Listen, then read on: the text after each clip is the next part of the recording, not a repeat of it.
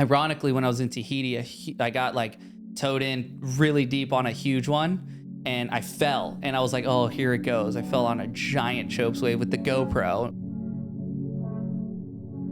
God, Tahiti's probably one of the most beautiful places in the world. Yeah, watching your clips and stuff, it was like, okay, I would love to go there at some point before I get too old. It just looks insane, but it's like, it's also so intimidating.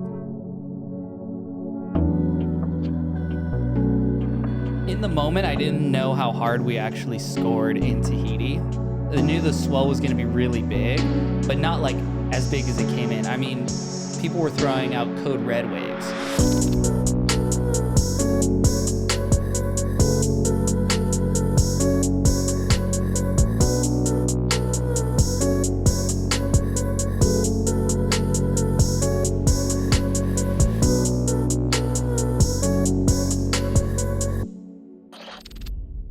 All right, we just had the biggest swell of the summer, and it was firing here on Maui. You got the tail end of it, but you also got it near the source, and it looked like one of the craziest chopes Tahiti swells we've seen in at least a few years. You must be pretty surfed out by now.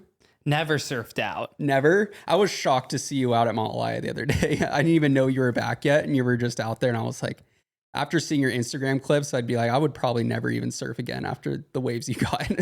In the moment, I didn't know how hard we actually scored in Tahiti.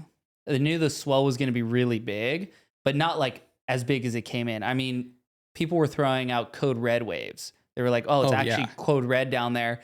And that was like, whoa, that escalated. And when you're in the moment, I ended up getting some really big waves and some big wipeouts. And it was just 4 days of just go, go, go. Of course, if it's good in Tahiti, it's usually good here in Hawaii. It's just like Tahiti and Hawaii are really lined up. And I wasn't going to miss out on Malaya if it was good. Sort of the feeling was if I didn't come back for Malaya, I was going to miss out on some really good waves. And maybe if I showed up, it would be okay because Malaya, if it's a degree off, you're not getting good waves in there. And this swell, if you're comparing to 2022, probably like a 4 out of 10 in comparison. And I think that was just due with a little bit of the angle and being blocked by some of the islands. Yeah, I think the one in 2022 came in here at 5 feet at 19 seconds, which is gigantic. That was the huge. Period, right? Yeah, this one was like 3 to 4 feet at like 15 seconds. So it's quite a bit smaller, but I mean, yeah. So let's take it back to how did you end up in Tahiti? Because it was so funny that week I had talked to you and you were like, yeah, I'm completely free. We can do a podcast Wednesday. And then next thing I know, I text you and you're like, oh, I'm in Tahiti. And I didn't even put 2 and 2 together. I wasn't even paying attention to swell, but I looked at the forecast and I was like, oh my God. How did you end up there in such a short amount of time? You're always as a pro surfer, and I guess now if you're not on the WCT, you don't have a fixed schedule. And I wasn't planning on necessarily going because I knew, well, the contest is gonna be down there. There's already a lot of attention. It's gonna be very crowded. Are there places to stay? The moment came when I was actually in California for another Hurley gig, and I got a call from Raymond. And he's like, you might want to be coming down here. And then that night, the crew that I went out to dinner with was the same crew that were going to go to Tahiti anyway, just for the event. And they were like, you have to come, you should come. And I was like, I don't know. And then I looked at the tickets and the tickets were $6,000 one way.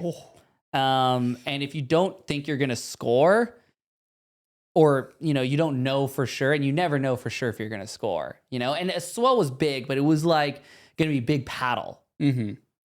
But it was that moment when I had just this gut feeling. And if Raymana is saying, brother, you got to come, I'm like, okay, I gotta go. And so bit the bullet. We went, had a sick crew.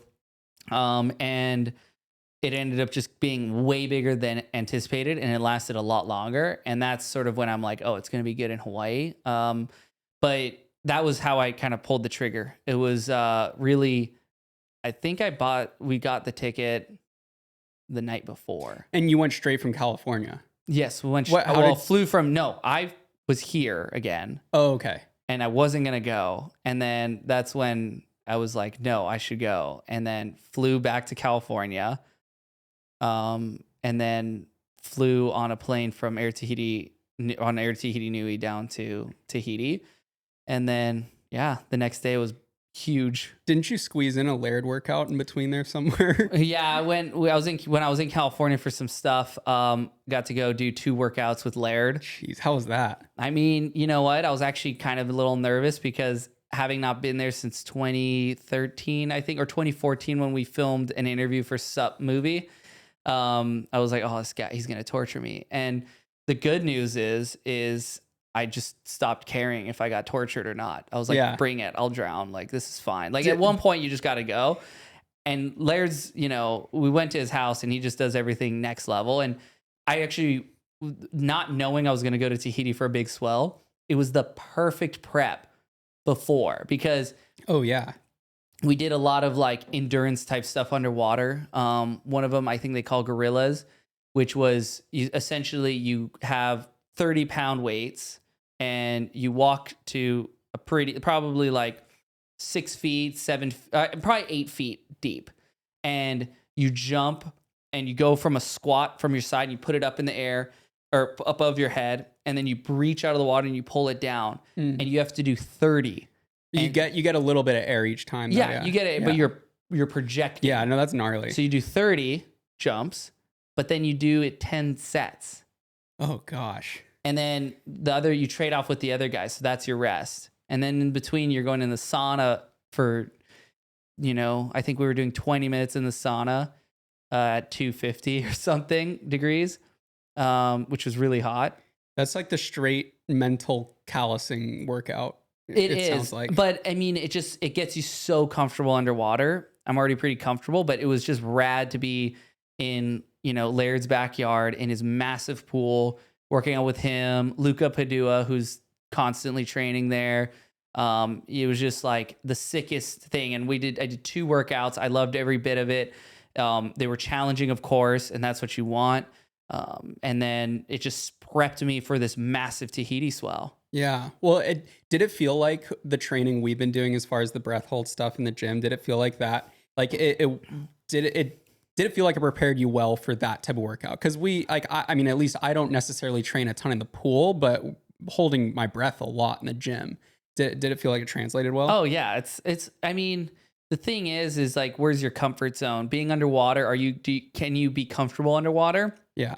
And you got to know your own threshold. Like, okay, this is the line, I'm not going to outwork out Laird in the pool. It's just like, so you don't go in there with that mentality. Like, I want to keep up with Laird. It's more like, okay, like where's my line in the sand and that threshold? Because you don't want to push to a point where it's like mentally scarring. You want to have it be like foundationally building, like every workout confidence. You do. Yeah. And by the second time I went to the pool, second workout, like my confidence was going. And then ironically, when I was in Tahiti, I got like towed in really deep on a huge one and I fell and I was like, oh, here it goes. I fell on a giant chopes wave with the GoPro. And it was obviously a horrible wipeout.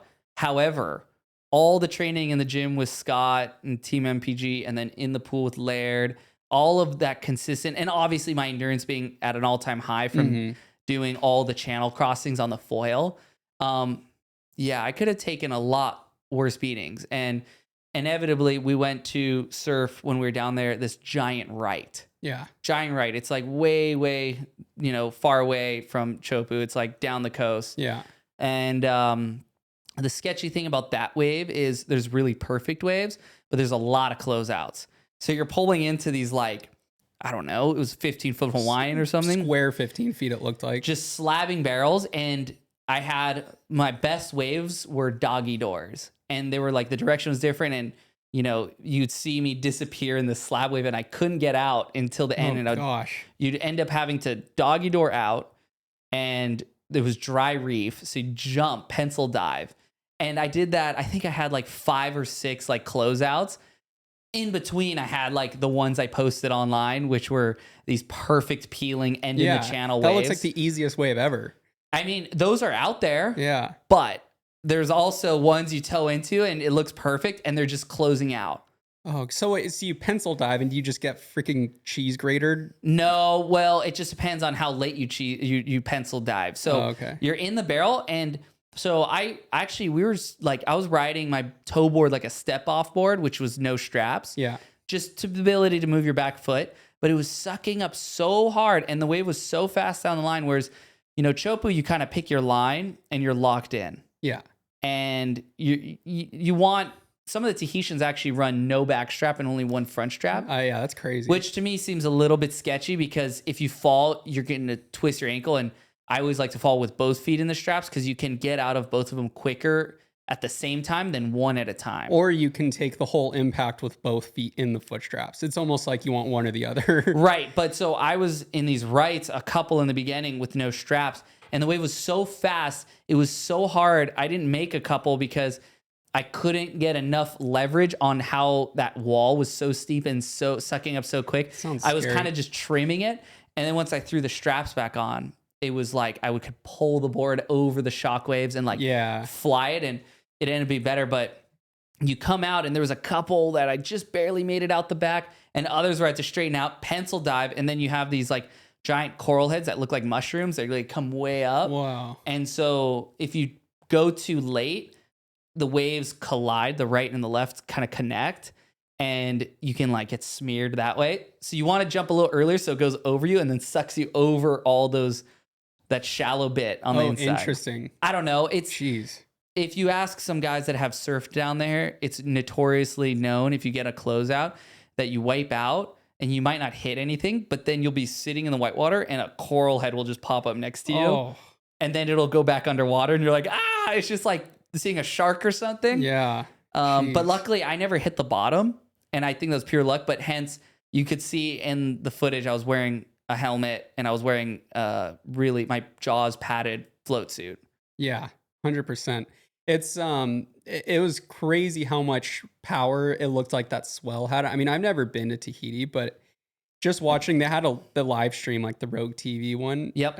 Which was super. I don't think you were out at that point. You might have been at the right. I started, at Chopu, and then it would get really crowded, and it's like pipe. It's just like intense, and you're not going to get the biggest wave because the local boys are going to get whatever big one comes in. And so we opted to take a different route, and we may have sacrificed quite a bit of time to go somewhere else, but you ended up getting a lot more waves. Yeah. It ended up paying off. Well, that's what I was getting to, is that on the live stream, I had never, not having been there, I'm really used to how we operate at Jaws with towing, where it's everybody's kind of constantly moving, ideally in this big oval. It looked like there, because it's such a confined space, they were all lined up like side by side, and they're like freaking 30 feet from the wave. Like they only tow for, it looks like a few seconds, and then the guy lets go. Yeah. So it must be that there's like a really defined pecking order where it's like, I'm assuming Matahi guys are on the outside and they're waiting for the biggest black mamba to come in. I mean, you have all the Tahitians and they're really like on it. They're good drivers. They're great surfers. They're going to charge no matter what. And that's like, they have a point to prove to the rest of the world.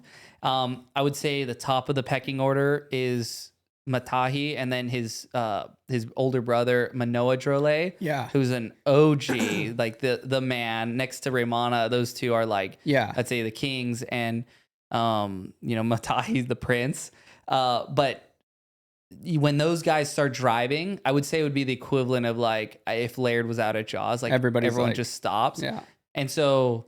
And they've earned it. They're the best at paddling and towing. But that's Matahi gets like the ones. And then I'd say the other Tahitians like that were on fire down there was like Cowley and his brother and his sister. Yeah. His younger brother, Nike, and Alon, and they got some monsters. Yeah, I saw that. For being pretty young too. Jeez. They were getting some monsters, and Cowley ended up getting a crazy one, and he was competing in the event. And there was a few guys, the CT guys, that were tipping their toe into towing. I saw Leo Fioravanti out there. Jack Robbo was out there towing. That's sick. There was a handful of guys that kind of gave it a go. And it was a lot of their like first time, like someone said it was their first time towing. I forget who it was. Maybe it was Leo. It was probably Leo. Yeah. I mean, it totally could have been, but jeez. I always believe that CT surfers, if you're that level, there's no reason why you can't surf a big wave as good as anybody. It just comes down to your want.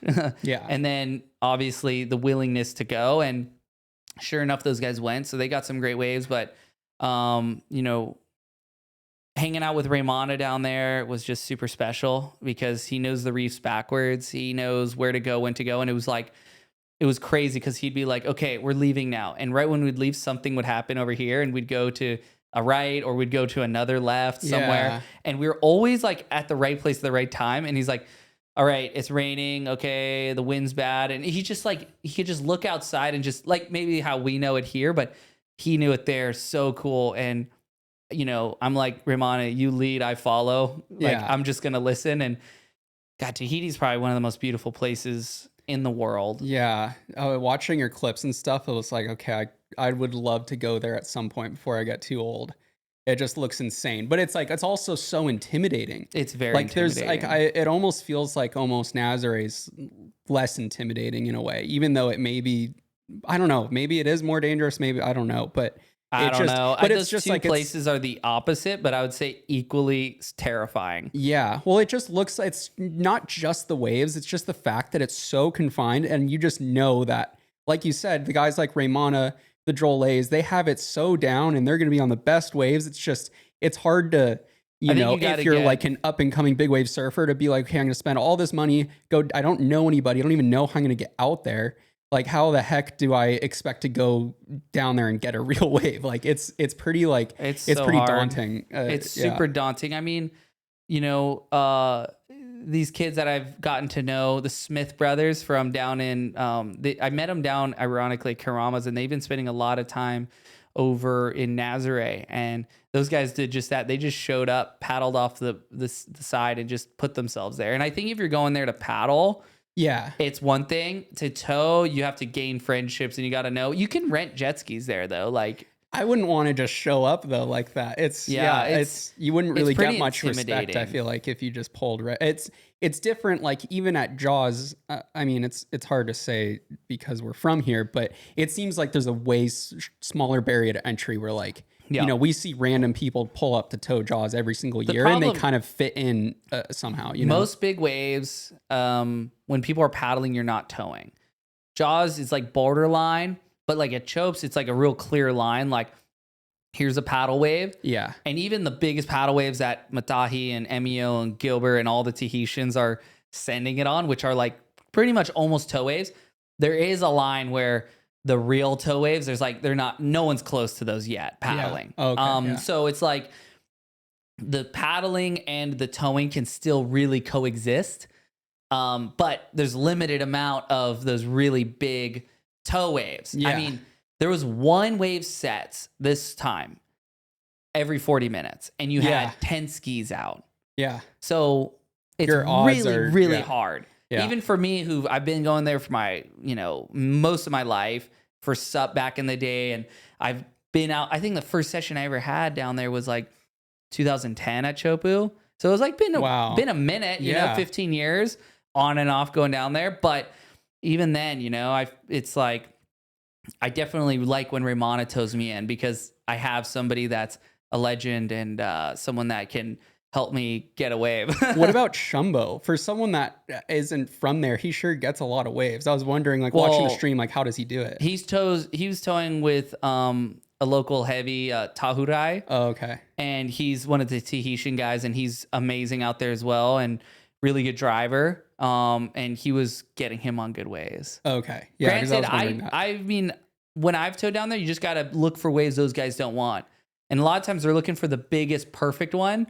And Chumbo is somebody who's going anything, who's willing to go on a really sketchy West Bowl one. And I don't know if Chumbo's gotten that super tall one like Matahi has gotten, for example. He's gotten a lot of thick ones, but you can tell they're definitely ones that Matahi's letting go. Yeah. But crazy. Do you think there's maybe if you look 10, 15 years down the line, are they going to be paddling tow sets at any point, do you think? Or do you think it's just not, like, there's a limit to the physics of it, I feel like? I don't know if you could paddle every tow set. I think if you're willing to be far enough down the face and paddle into it. Like one thing was when at the end of the second day, I ended up wanting to paddle some waves. Yeah. And it was like the decline. There were still toe sets, so you had to dodge them. And in this case, I was like, I just got to go paddle some to feel like, I've earned those toe waves. And watching the guys that are really comfortable out there, especially the Tahitians, these waves are moving really fast because they're coming from deep water and they're just lurching over. And the speed difference compared to like what I've even been used to here, it's pretty astounding, you know? Really? I mean, pipeline on the first ledge is really fast too. But you're not taking off as late or under a wave here in Hawaii as you are there. And Like you're just straight into the barrel, right? they're taking off, and when they're paddling, it's already pitching over them, and they're on their stomach still paddling. Yeah. But it throws so far out, and then the water drains so much off the reef. It goes so below sea level that it's almost like if you're on an escalator, and it's just like as you're walking down, the escalator's going up, and it's just like the face gets longer. Whereas here in Hawaii, I feel like while it does suck up a lot, it's lifty in the sense where it'll keep you up high in the lip. And also Teahupo'o is really smooth. So you kind of like get a real clean glide into it. Oh, interesting. But you have to commit to, you can't pull out. You can't pull back. If you're not into it, you're just going to fall. Right. Where it's not like, oh, I'm in it. Oh, no, I'm not in it. Yeah, so it looks like when I see guys like Emio or Matahi, it looks like they just have the timing so down where they can identify the wave they want and they can commit. And that's why they're able to go on the big ones, is because they're paddling at the very bottom of the wave. And when they're standing up, they're only like 6 feet up on a 10-footer. And Teahupo'o kind of tricks you too. Like, it doesn't feel, when you're on the wave, it feels big for sure, but it doesn't feel as big because if you think about it, the barrel's, let's say, a 20-foot tall barrel. Yeah. But then you have another 20 feet of lip on top of that. So you're not like Jaws. If you're pulling into a barrel, It looks it's big. it's thick, but it's thinner and it is taller, but it feels a little more intimidating, even the smaller waves. Whereas this wave's so perfect. You see the boats, you know how it's going to break. It's super scary. I'm not trying to say it's not, but you could be on a wave and then you could see the footage later and be like, whoa, like that was way gnarlier and bigger than I thought it was. Wow. Because and when you're towing in too, I've always heard that the wave doesn't look huge because it's like you're in such deep water. And then by the time you actually get into the spot and you're just locked in, that's when it grows. Well, it feels big like right when you're about to exit the barrel. Oh, I see. You know what Yeah, I mean? Because yeah. it gets biggest at the end, sort of. It's like that lump of water keeps growing. And then again, though, when you're towing, you see the footage and you're like, whoa, that was way taller than I thought. Interesting. You know, it's just, the wave's unbelievable. It's like, it almost shouldn't work because it is like it only breaks, I swear, for like 20 yards. It's like the shortest wave ever. But it's like a standing wave for a lot of it. Like the It's first sucking part up of the and it's wave just- is yeah. just like it's stuck. And then at the very end, it goes whoosh. Yeah, and it's funny. It's fast but slow. Yeah. Like when you're paddling, everything feels like it's happening amazingly quick. When you're towing, it feels like you're just like static. And I think that feeling scary. happens when you're in really smooth water. You don't have this sensation of chop to give you feedback. Yeah. So when you have chop, it gives you feedback, and sometimes the choppier it is, the faster you feel like you're going, but you're not going as fast. But when it's super smooth, it's almost like hides your speed. Like Yeah. the feeling. That's interesting you say that, because looking back at the years I've towed Jaws, I feel like I've gotten way more comfortable when it's bumpy. It's almost like more predictable to me. The times I've really eaten crap, like towing, or some of the times, is that it's smooth and it's like you said, it's like hard to gauge your speed, and I end up mistiming things. So I'm so used to just like the hydroplaning effect of it. I think we have a background in wind sports, and personally, I feel more comfortable when I'm skipping because there's like options sort of thing, and you're fastest in the air, no drag. And I mean, Teahupo'o, so the thing is like when you're paddling, you want to be able to like obviously knife it, but you have to almost take off going straight.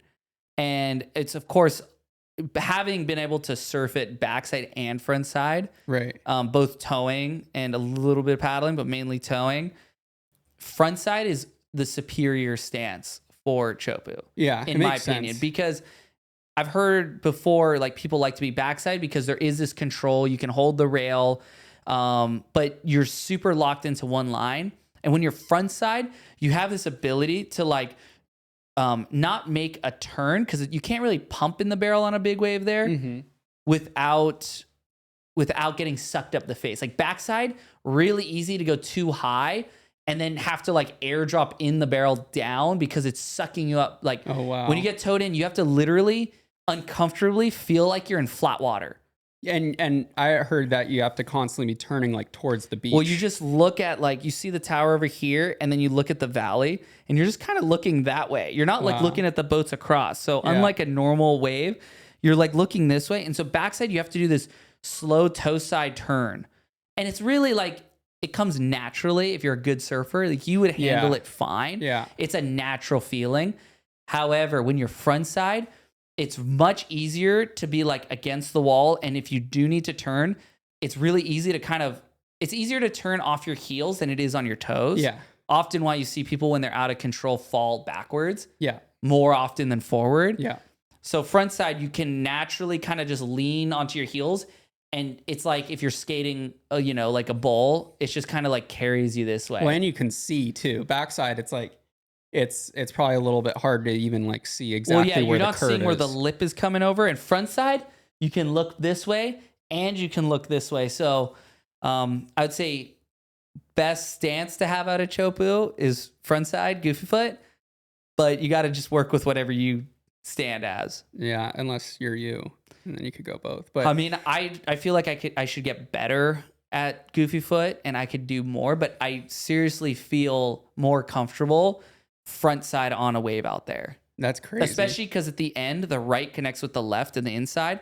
And there's so many boats that when you're kicking out, you're going past these boats at like 30 miles an hour. I was wondering that too. As it had to have happened at one point where someone just clocks one. I've seen a footage of Jamie Sterling back in the day where he came out of the spit, couldn't see, and had to do the edge and just fin the side of a boat. This was like probably 15 years ago or something, or maybe longer. Long time ago, almost 20.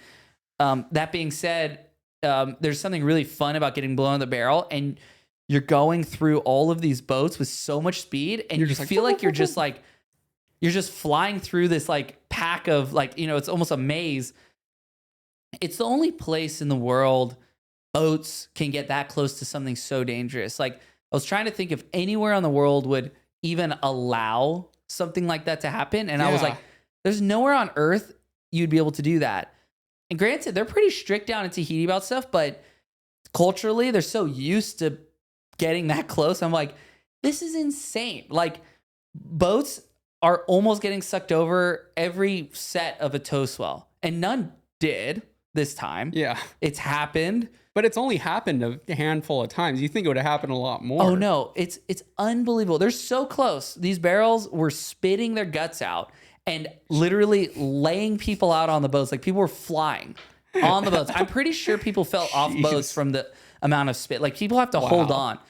And the sound that those barrels were making when it would spit was just like a cannon. Yeah. Which they're just a huge, hydraulic cannon. Like the air can't go anywhere fast enough. The fastest way out of that compression is the front of the barrel. Yeah. That's such a trippy thing if you think about it. Like without even just surfing being a part of it, it's like that's like a natural wonder of the world in a sense. It has to be. It's so unique. It's so special, and the reef is so alive. But when we were paddling out there was a couple tow sets that would come by and we'd paddle over, and the back cannon of the water that would shoot out, it was like gallons of water falling and landing on us. Like it's like thick water. It's like if somebody threw a bucket, like a gallon bucket off of the roof and it landed, and you feel that like press. Wow. Because it's just chunks of water.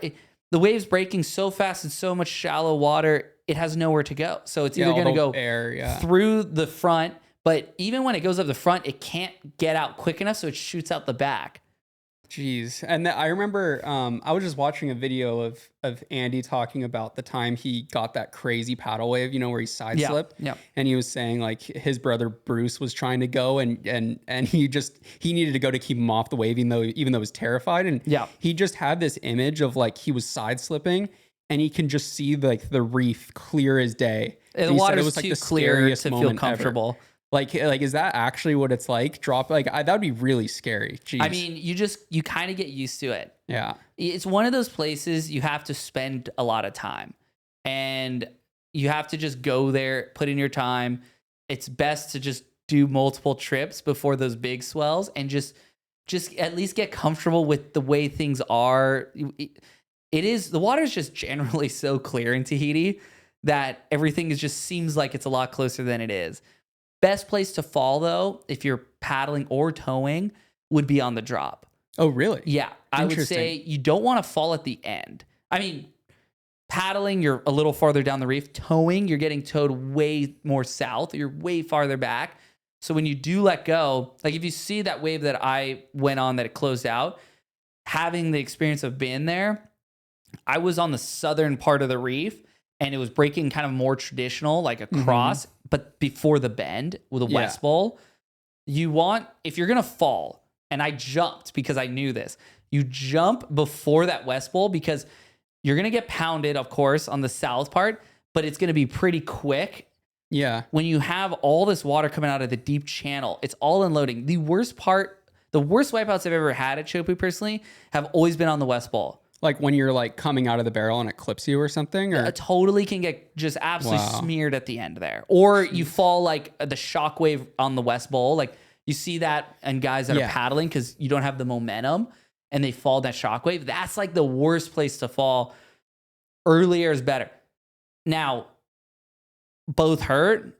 It can be, you can get smeared on either part of the reef, but I would say typically your chances of not getting as, ragdolled is better falling deeper.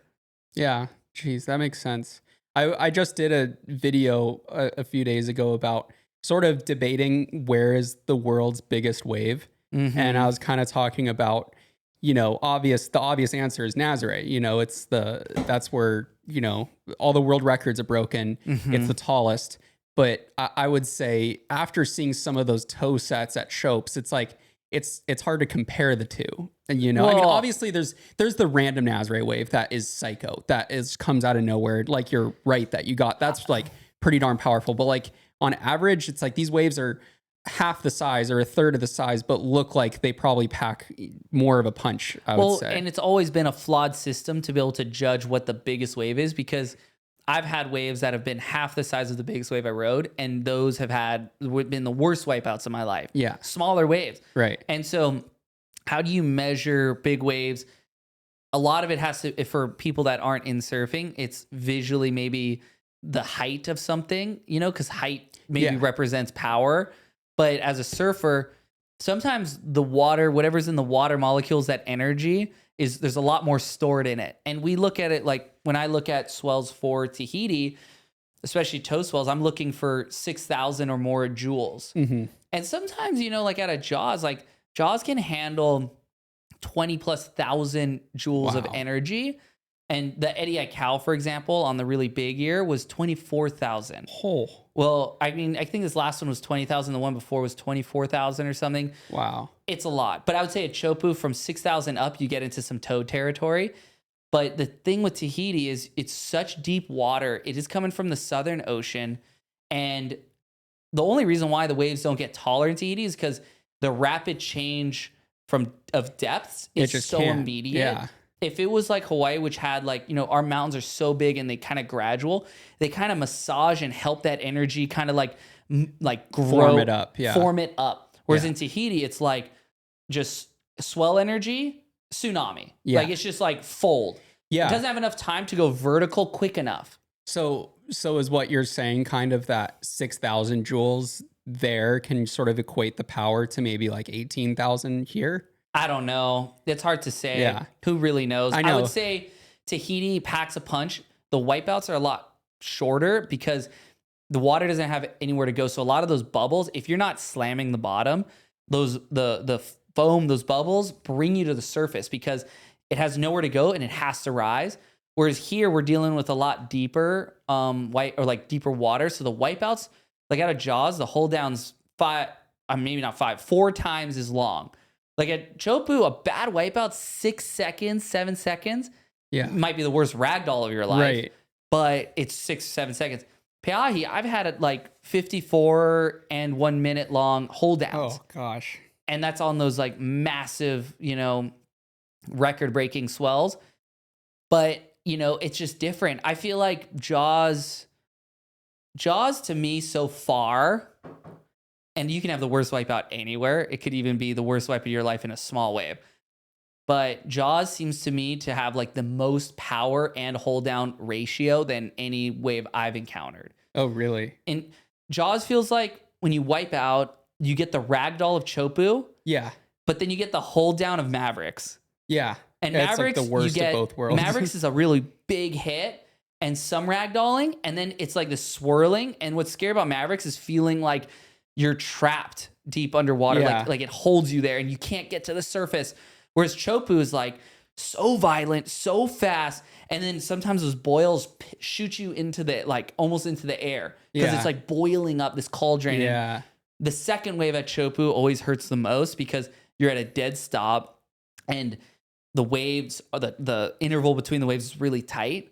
And so you're just seeing a freaking 40-foot lip come onto your head. I can't even imagine. So the initial impact is terrifying. It might be like the scariest confrontation. The nice thing about like other big wave spots is you just hope it drags you far enough in so you deal with a big whitewater and not a physical lip. Yeah. That being said, you will never rule out one of those spots will beat you up worse. And it's like trying to make sense of what's the biggest wave ever ridden, what is the tallest. Like it doesn't, if you ask Laird or if you ask any of these OGs and the real big wave surfers, it doesn't matter the height. It matters the energy that you feel when you're riding it. And any one of those spots will kill you. Any one of those spots will be the worst wipe of your life. So to say one is worse than another, it just doesn't make sense because you may have like gotten lucky at one over the 100%. other. Yeah, I completely agree. But in my own personal experience, my worst beatdowns, and obviously because I've spent the more time than anywhere else at Jaws, it's probably Jaws for me. Yeah. Yeah. I mean, I guess I'd have to agree. I haven't really wiped out too bad anywhere else yet. And I've experienced probably horrible wipeouts at every big wave break because I've been doing it so long. And that Nazare one was bad too. Like, it's just all terrible. Like, Well, I feel like at Nazare, who was I just talking? I was talking to Ian Gentile about this because he was telling me a story about how I don't know, you probably towed him in, but he said he like was able to like go through the lip on one, and he was shocked that it let him do that. It was almost like where he was on the wave, it was really soft. I mean, in Nazare, it's like it's a one spot will break your limbs. That's what I was saying. And then one spot will do nothing. Yeah.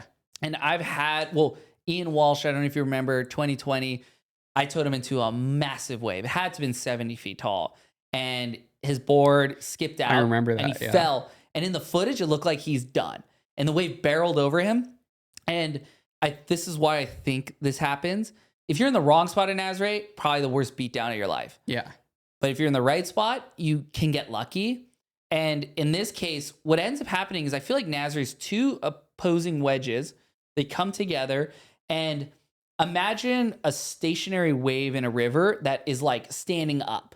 All that water is getting pushed up, and then on one side, it's falling down. Mm-hmm. So it's like almost like a volcano, like where water's getting pushed up this way, and then water, it's so high that gravity's pulling water off the side before it can even break. Yeah. This is kind of Nazare. So when it pitches, if you're in the wrong spot and you're in that like hydraulic, you're going to go over there. But if you fall in the right spot, it almost like is shedding its water because it's so much mass. Like Nazare has a lot of mass too. Yeah. Because a big mountain needs a large foundation. Right? To hold up that height. Yeah. And if you just fall in the right place at Nazare, you can avoid some bad wipeouts. Like my wipeout at the start of the Nazare Tow Challenge in 2020, if you recall, I did a backside 3 and I airdropped. Yeah.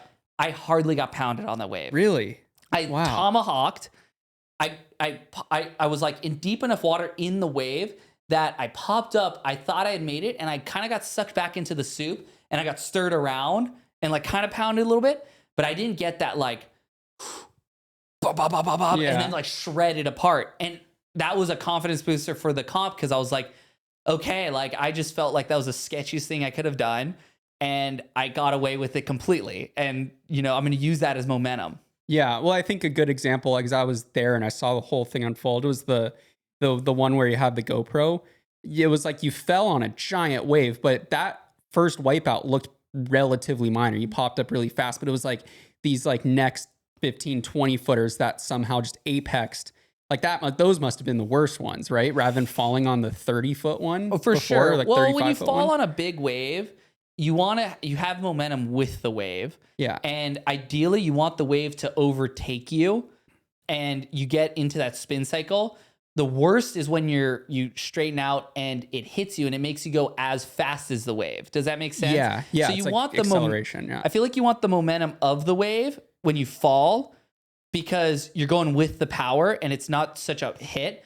But there's another side to that where if you're going straighten out and the water shoots out, sometimes it shoots you as fast or faster than the wave's going. And that's when you get absolutely like obliterated because of the speed and the torque.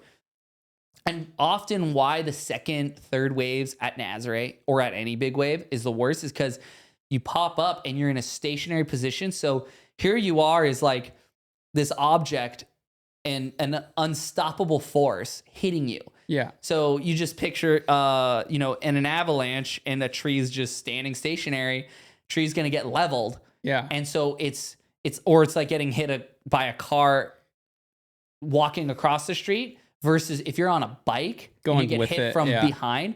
A lot of times cyclists get hit and they can go onto the windshield and they're going with. That's why, the rules of the road is you always ride your bike with traffic. So when it hits you, you don't go against traffic. Yeah. Even though some people like to see traffic, it's more dangerous that way. I mean, yeah, it makes sense. But so that's like just to break down why sometimes the second and third wave hurts is you're just this stationary object and an unstoppable force is about to just level you and there's nothing you can do about it. Yeah, no, I've had like mixed experiences with that because sometimes I'll fall and then the next one comes up. It's not even that big of a whitewater, and it feels like you get hit by a train. And then other times I've had it, and specifically, I don't know what it is. This happened twice to me when I've fallen on paddle waves at Jaws, where the next one like someone's getting drained. And it's one of those like thick like barrels, and I'm just like, oh my gosh, I'm gonna get absolutely destroyed. And then it breaks like 10 feet in front of me, and I literally pop up in 2 seconds. Because I'm in the perfect spot where it explodes, and then it's like the wave almost stops. Well, and then it goes whoosh, and then right off the back. You know how that is though, because like when water hits, it actually bends and comes back. So there's no 90-degree angle change. Yeah. It's a curve, and that's why like you do it naturally. Every good surfer does this. Is like you want the wave to break and do the biggest explosion first, and right as the whitewater is highest, that's when you go under because the water is bending, and then when it comes back down, all that weight of the water stops, and essentially it goes underneath, and it pushes like in a river, the eddy. You have like a 15-knot current going one way, and then off the sides, the current reverses and goes back up the river. Yeah, where it's like where there's like that's the same thing. Yeah, makes sense. Right, as the water lands, it almost pushes back under, and so or there's no resistance and.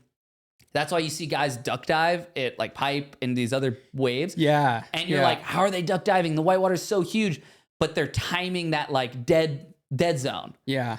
Gosh, But then after that dead zone, that's when the wave pushes out the fastest. Like it's like that initial boom. Yeah. And then the boom. That's the worst. Is the second explosion. 100%. Jeez. Well, yeah. Well, I mean, gosh. Well, that Tahiti swell had so much power that it went, I don't know how far away Tahiti is, but it was like, 2,000 miles, whatever. And 2,500 miles to Hawaii, maybe. And our like big wave spot here, in the summertime that, it somehow gets pretty big. It was like 20-foot faces the day I surfed 10 it. foot. 10-foot Hawaiian. It's insane though. It can travel that far and still have energy to break. Like it makes no sense. I got so smoked, and like underwater, I was just thinking about like if it's this powerful here, like I cannot imagine what it was like down there. Well, when I left Tahiti, Koa Rothman and Eli Olsen went to Mexico to catch the swell, and so it's just crazy to think they went all the way to Mexico and the swell hit there. Like a day later or 2 days later. The same waves, pretty much. And I remember back in the day, it might have been Dave Rosovich and another bit of crew. I think they surfed this Tahiti to like Hawaii to Mexico to California to Alaska. Mike Stewart did that. Mike Stewart, I probably did it for. That. Yeah. I think he's been doing that forever. Someone needs to make a documentary on him. I know. He'd be the great. Well, and he just won that huge boogie board contest. He won that bodyboard event at like a famous spot in Australia. Yeah, Shark Island. Yes, and he's 62, and he is the classic example, like Peter Mel, where every time I start thinking, oh my gosh, like, you know, am I like, I'm not achieving enough for right now because my time's limited. Like I'm losing time at what I want to do. Yeah. Those guys straight up, Peter at Mavericks gets the wave, the greatest ride ever out there paddling. The peak of his career. 52 or something. And then you have Mike Stewart, 62, same thing, and wins a major bodyboarding event. And I look at that, I'm like, thank you guys. Thank you so much, because you give me hope to just like be better for as long as I can. 30 years. Yeah, you have potentially. I mean, and I don't know if I want to do this for another 30 years. However, right now it's pretty fun. I'm going to keep doing it. Yeah. Gosh, I was out at Malaya, which we should talk a little bit about that before we wrap up. But I saw Jacob Romero and I was asking him, I was like, how did this guy win? Because I think he went for that event, but you know, did Jacob go? Yeah, I think so. Wow, that's insane. Yeah. But he's so like, I was just asking, I was like, how was it possible that a 62-year-old did it? And he was saying that Mike's wave knowledge and his ability to pick the right waves apparently was really tricky. And you have these guys that are, 20 that can do giant backflips and stuff. I mean, like, I feel like Mike can still do some of the moves that keeps him in the mix though, right? Well, I mean, these tricks, if, someone that's over 40 does it, they'd probably break their back. I mean, have you seen what they do at Shark Island? They go into the section, do the flip, land backwards on flat, basically on dry reef. Back. No, I don't know how they did. And I was like, they're savages. I mean, so Mike Stewart was arguably the first one to actually ride Teahupo'o. Yeah, and that's what I heard. And, I think like he was the first one to maybe, if not the first to ride it heavy. Yeah. If that makes sense. Yeah. And God, that guy is a legend. It would be sick to have him on the podcast. Yeah, no, we got to get him. But the moral of the story with that is that he had these guys that are capable of all the tricks. Like he can't, he's not doing the tricks. He's 62, but apparently his just ability to read waves and pick them, he just picked the gems and just got drained. And that's all it took to win. He did. It was pretty sick. At one point, he did a couple Instagram posts, and I think he posted it maybe on a website or something, perhaps, of his wave knowledge. Yeah. And it was so much farther beyond what our understandings. Honestly, it was beyond what we needed to even know as surfers. Yeah. Like it was like, well, what happens to the water molecules, this and this and this? Like all the vortices and and like, why does it happen? And you think the obvious answer, like, oh, I assume this. And then you're like, well, it's in fact a little bit different. And that's just the coolest thing. Just like, how deep of the rabbit hole can you go on things? Mike has been down all those rabbit holes as far as wave knowledge. Yeah, I mean, it makes sense. And just to segue to Malaya, I remember our dad would always tell us about it. I think it was the exact swell that you were referring to where he started in huge chopes, like probably the biggest chopes ever ridden up to that point, and then came to Malaya. And our dad was saying he would take off like almost at the break wall, and he was like on his bodyboard was going faster than everybody and making the entire wave. I remember actually maybe seeing that in 2004. Yeah. And I'm pretty sure he had maybe next to some other surfers, the waves of the swell. And he was like doing stuff. He was going so fast, people didn't have time to drop in on him, because by the time they were like getting to their feet or trying to drop in, he was by them. Yeah. Yeah. Insane. Yeah. Jeez. Yeah. Well, I mean, bodyboarding is as legit as it comes as a wave riding craft. And I don't know. We've talked about it before, but those guys are just incredible. And the bodyboarders down there in Tahiti even now, like, oh my gosh, yeah. I mean, they were all sitting on the West Bowl and taking off so late on waves that surfers didn't want. But you know what was interesting, to kind of segue into more Teahupo'o talk? A lot of those guys, they don't use leashes. Like Cal Voss does not use a leash. Yeah. And it's, I think, one, to preserve your board, because the leash is what tends to break your board more often times than not, because of the leverage.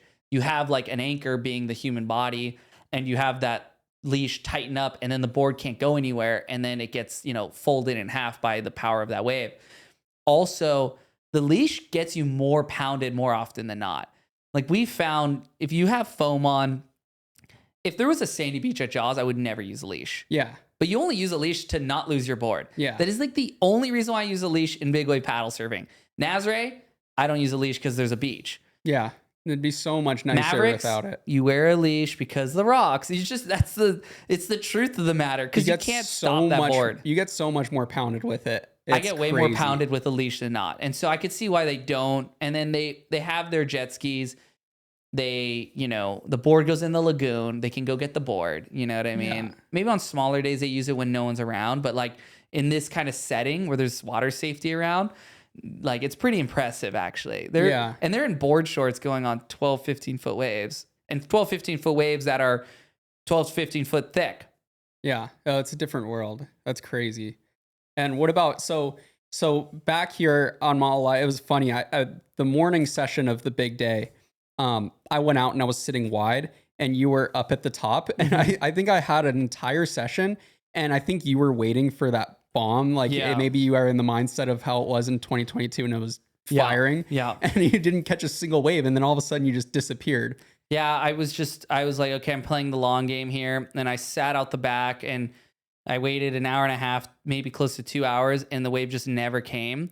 And so I went and surfed to the left off of into the river mouth, and I got like a couple backside barrels, and it was really fun. Yeah. And I was like, I'm just gonna come back later. And then I changed the strategy on the way back. It was swell direction. I mean, 2022, the swell, the takeoff spot was exactly where I was sitting, and it was makeable. Yeah. This time, there was the height that was missing a little bit. It wasn't quite tall enough. It was like 5 foot Hawaiian on the biggest possible set.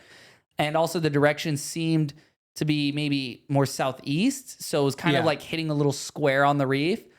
And so the end section, your ride was cut in half, but that was the sweet spot. Yeah. And so I ended up getting a bunch of really fun waves, like some awesome fun waves at the end because I shifted strategy. Yeah. But you just never know out there. Like you cannot imagine it's going to be the same the next time. I know it's such a big playing field. It was funny that like I paddled out and you told me it's like you're just like super quietly because everybody's trying to figure out where to sit. There's like you're 40 people out. Like sit wide. Like, go wide. And then the next set comes, I like somehow ended up deeper than you. You were like 10 feet deeper and you went and I watched you go by and I'm like, damn it. Why did I tell him? I was just thinking about all the barrels you got in Tahiti and I was like, it's my turn to get barreled. You should have. I honestly should have just burned you. In hindsight, it's something that happens almost every single wave out there. Double barrel with you. No, but I don't like burning people. But that being said, it was like, I was like, hey, I was right, wasn't I? Oh yeah, I think I got a lot more waves than everyone else. My rides were shorter.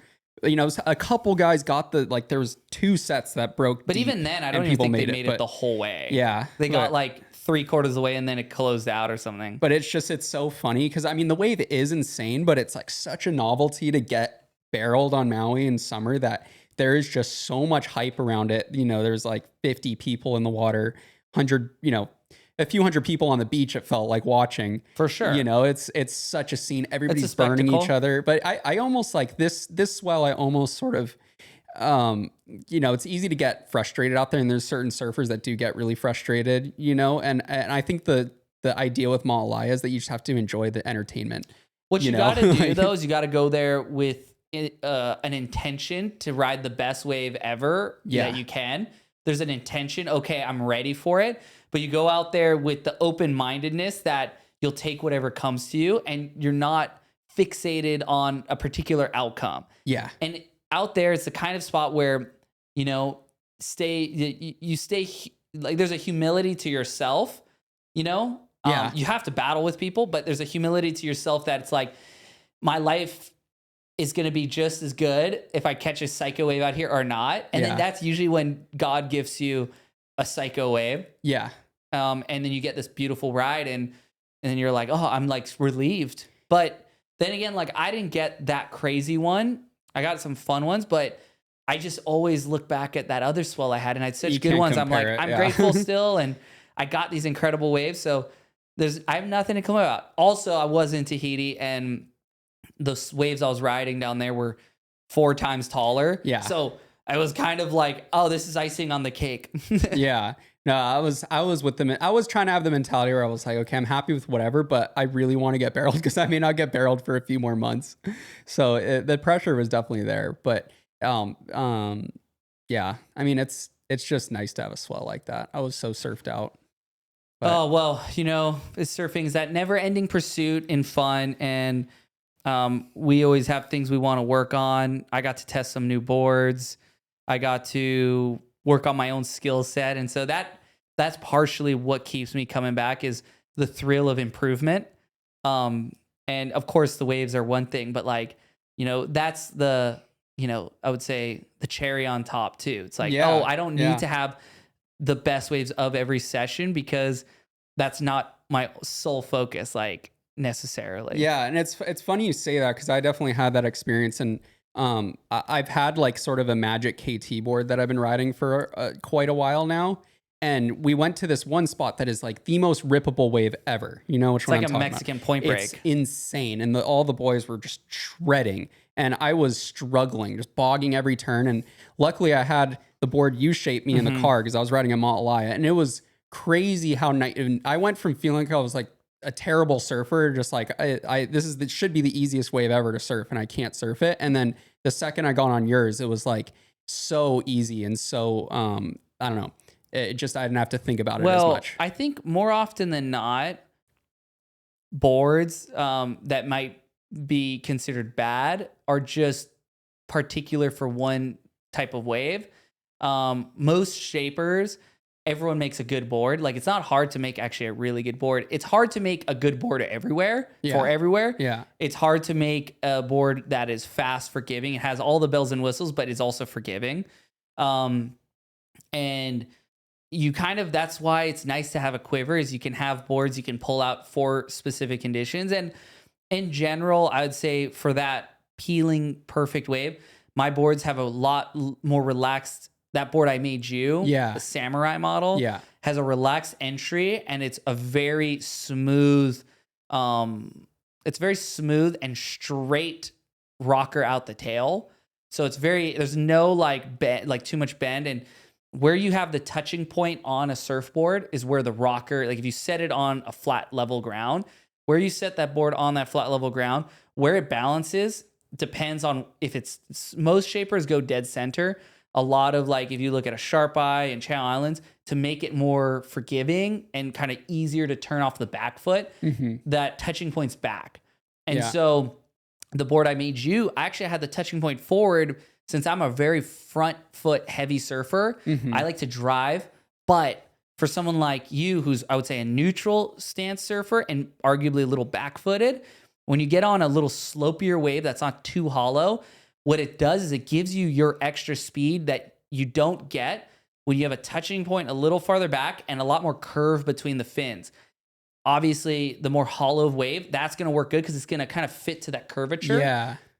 That being said, I still almost prefer that more relaxed, straighter through the fins rocker, even in those conditions, because what you end up getting is a little extra speed and you can create a wider radius of a turn. So maybe your bottom turn's not as deep, but it's just how you approach up to hit the lip. And so it's about figuring out the board, of course. Yeah. But I think maybe you unlocked that a little bit where there is that slopiness and you're getting this extra little carried speed, and the really soft rails I put in the front, that thing was just kind of floating and not knifing down. Yeah, no, that's exactly how it felt. Because I think the other one I've been liking it because I've been surfing Lahaina Harbor. It's kind of a compressed bowly wave. It's very bowling tight. You have to surf really tight, but this is one that stretches. It's a really long wall. And it was almost like the board didn't know how to fit in the wave versus yours. It was like you said, it was longer radius and it just felt like it matched a lot better. And you can change that. What a lot of people don't realize is you can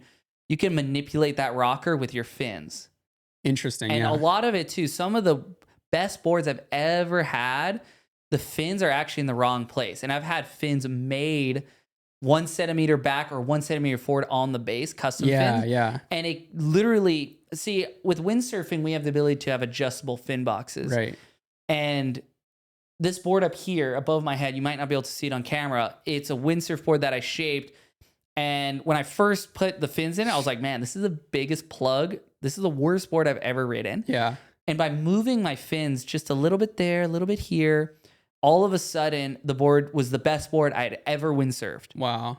So you think about it, like that rocker on your board, you may like that board with the fins a centimeter farther forward, all of them. Mm-hmm. And that in itself is going to give it that kind of like in the pocket more feeling. Okay. And I'm changing where my fin position is depending on where I'm surfing. Yeah. And I have obviously enough fins with different placements. I can pop them in. And if I'm at like a sunset style wave, having them farther back is not a bad thing. Yeah. A little more control. If I'm in like a hollower, like curved out cupped wave, you can have them a little farther forward because you're working in a tighter radius. You're not having to glide as far out. Okay. Yeah. That makes so much sense. That's like something no one talks about. I've only heard you talk about that. I mean, I think I've taken the wealth of knowledge I've learned from other board sports, and that's what's been my quest with shaping boards, creating fins. It's like, you know, I'm not going to discuss the stuff I'm necessarily working now, Yeah. but soon you'll find out. Yeah. But I mean, I'm making adjustments on a daily, and I'm only making adjustments not because the previous setup was bad, but it's tunable to my conditions. Yeah. That makes a lot of sense. I mean, yeah. I feel like that's such like a missing link maybe people don't think about. And you know, the general surfer doesn't really care.